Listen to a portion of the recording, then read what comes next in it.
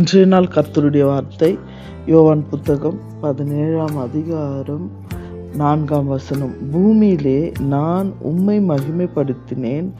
நான் செய்யும்படி நீர் எனக்கு நியமித்த கிரியையை செய்து முடித்தேன். ஆம் தேவ பிள்ளைகளே, இயேசு கிறிஸ்து இந்த பூமிக்கு எதற்காக வந்தாரோ, பிதாவானவர் எந்த நோக்கத்திற்கு இயேசு இந்த பூமிக்கு அனுப்பினாரோ அது எல்லாவற்றையும் செய்து முடித்தவராய் இருக்கிறார். தேவ பிள்ளைகளே, ஆண்டவர் மாத்திரமல்ல, இயேசு கிறிஸ்து மாத்திரமல்ல, இந்த பூமியில நம்மை ஆண்டவர் எதுக்கு அனுப்பினாரோ அந்த காரியங்களை நாம் செய்கிறவர்களாய் இருக்க வேண்டும். இந்த இடத்துல நாம் பார்க்கிறோம், இந்த பூமியானது ஆண்டவருக்கு பிரியமில்லாத ஒரு சூழ்நிலையில் இருந்ததுனால இங்கு உள்ள ஜனங்கள் ஆண்டவர் வைத்திருக்கிற அந்த மகிமையான வாழ்க்கை வாழாததுனால முற்பிதாக்களாகிய அவர்கள் தேவனுக்கு பிரியமாய் நடக்காத, ஆண்டவருடைய சித்தத்தை நிறைவேற்றாததுனால பிதாவானவர் தன் சொந்த குமாரனை இந்த பூமிக்கு அனுப்புகிறதை நாம் பார்க்கிறோம்.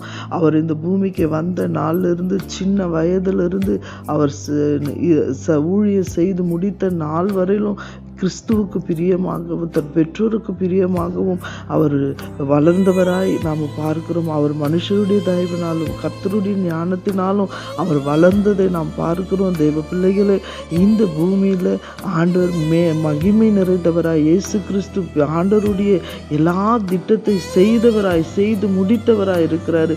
அந்த இடத்துல ஆண்டவர் சொல்றாரு, எனக்காக கொடுக்கப்பட்ட என் ஜனங்களுக்காக, எனக்காக கொடுக்கப்பட்டவர்களுக்காக நான் வேண்டுதல் செய்கிறேன் என்று சொல்லி நமக்காக அவர் மன்றாடி ஜெபிக்கிற ஒரு தேவனாய் இருக்கிறதை நாம் பார்க்கிறோம். தேவ பிள்ளைகளே, ஆண்டவர் எப்படி இந்த இடத்துல நமக்காக மன்றாடி ஜெபித்தாரோ அது போல நாமும் இந்த பூமியில வந்திருக்கிறோம் என்றால் ஆண்டவருடைய சித்தத்தை அறிந்து ஆண்டவருக்கான வேலைகளை செய்து முடிக்கிறவர்களாய் நாம் இருக்க வேண்டும்.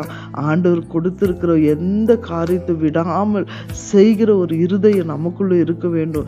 நாமளும் ஒரு நாளைக்கு சொல்லணும், ஆண்டவரே நீர் கொடுத்த எல்லாவற்றையும் நாங்கள் செய்து முடித்திருக்கிறோம் என்று சொல்லி நம்ம சொல்லுகிற நாள் வரணும். தேவ பிள்ளைகளே, இந்த நாள் கர்த்தர் உண்டு பண்ணின நாள்.